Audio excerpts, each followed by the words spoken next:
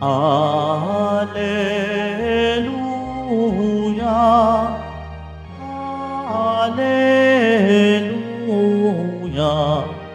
Alleluia,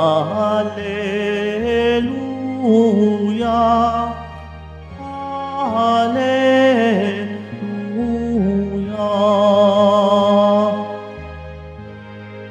Tanggapin niyo ang salita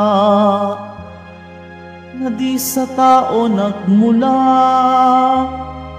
kundi sa Diyos na dakila. Alleluia,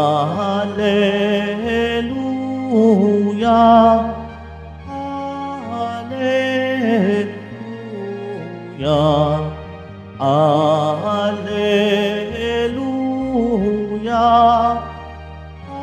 Alleluia.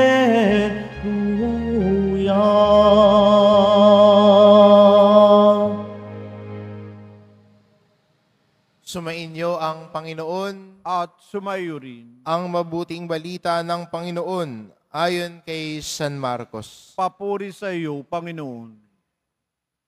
Noong panong iyon sinabi ni Jesus sa kanyang mga alagad, "Sinasabi ko sa inyo, sino mang magbigay sa inyo ng isang basong tubig dahil sa kayo'y kay Kristo, ay tiyak na gagantimpalaan.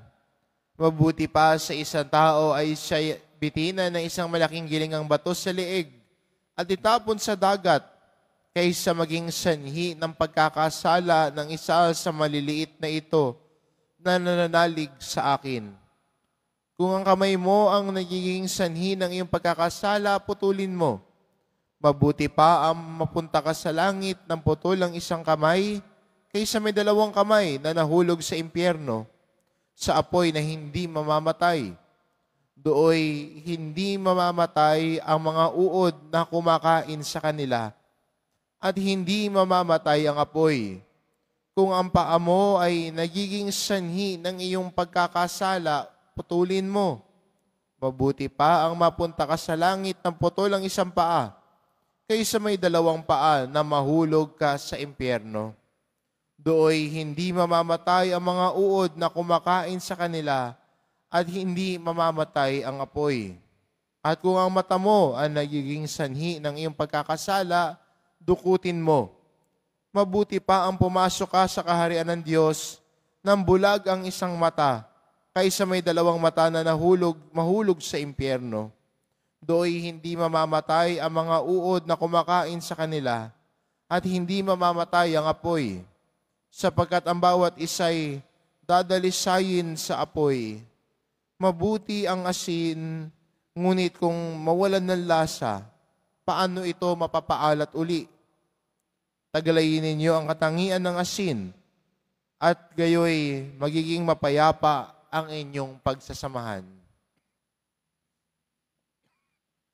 Ang mabuting balita ng Panginoon. Pinupuri ka namin, Panginoong Hesukristo. Maupo po tayo.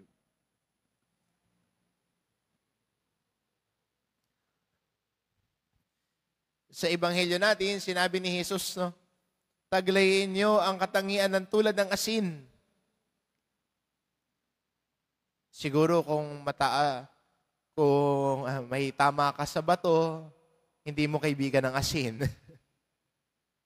Pero hindi ba, kung may sakit ka sa bato at bawal sa iyo ang asin, anong lasa ng pagkain? Walang lasa. May kakilala ko, ang sabi niya sa akin, "Father,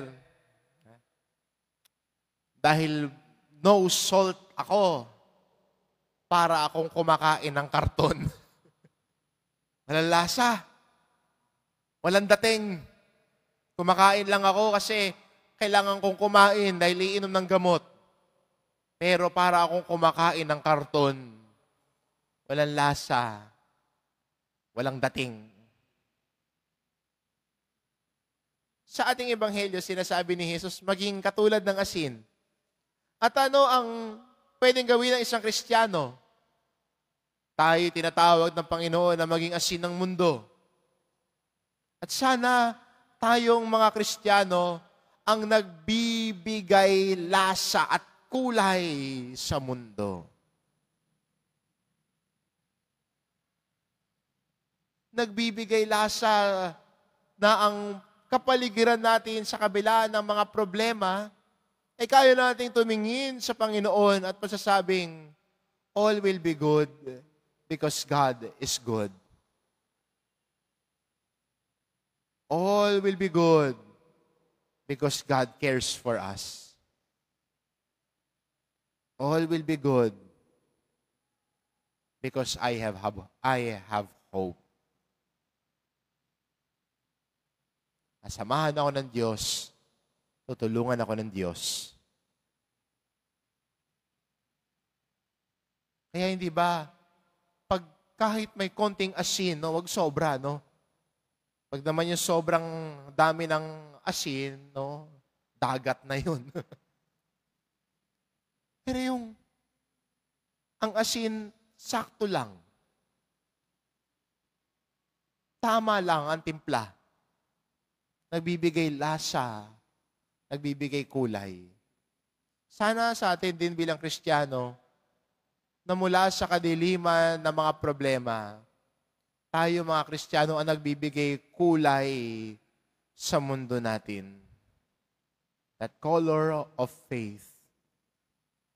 Nagbibigay lasa.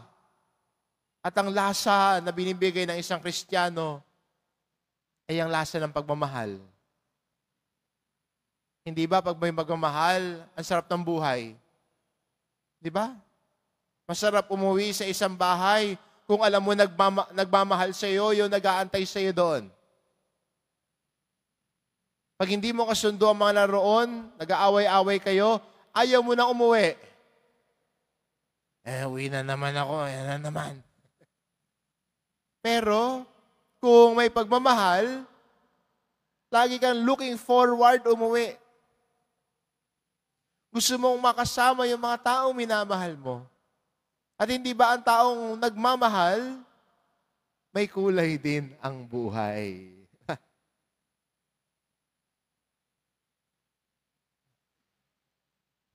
May dating ang buhay para sa kanya. Pag walang pagmamahal, parang miserable ang buhay. Kaya maganda rin para sa ating Kristiyano, kung paano natin naranasan ang pagmamahal ni Jesus Nazareno sa buhay natin, na nagbigay kulay at lasa sa buhay natin. Sana tayo din bilang Kristiyano, ito din ang maidulot natin sa kapwa natin. Sa pamamagitan ng pagmamahal at pagmamalasakit natin sa iba, nagbibigay pag-asa tayo.